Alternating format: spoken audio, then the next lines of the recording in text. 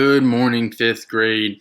Today we will be working on subtracting mixed numbers. The other day we focused on adding mixed numbers. Today we will focus on subtracting mixed numbers. Now, you will see very similar things that you need to do. There are a lot of similarities. However, the one main difference is you will be subtracting. So you will see some problems just like we have right here that say find the difference. And you will clearly see with our subtraction symbol that you will be subtracting.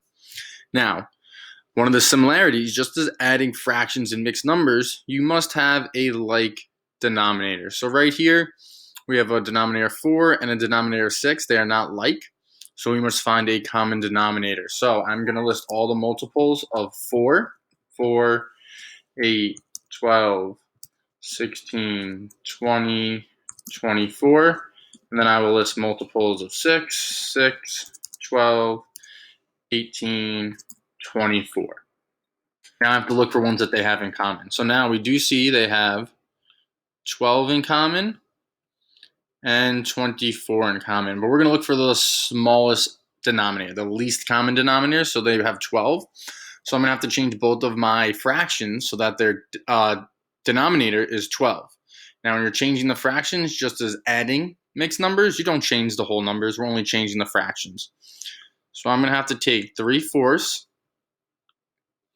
and I'll multiply 3/4 by 3 to both my numerator and my denominator.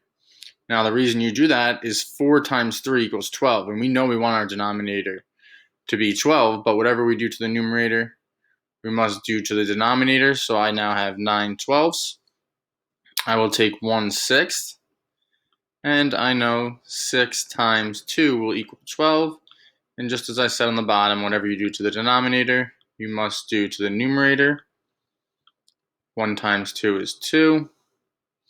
6 times 2 is 12. Now I can subtract. So now I have 12 and 9/12 minus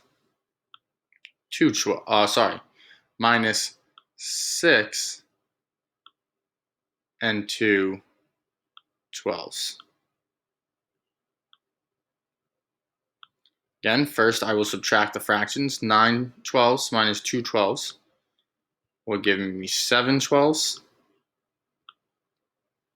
And 12 minus 6 will give me 6. So my answer will be 6 and 7/12.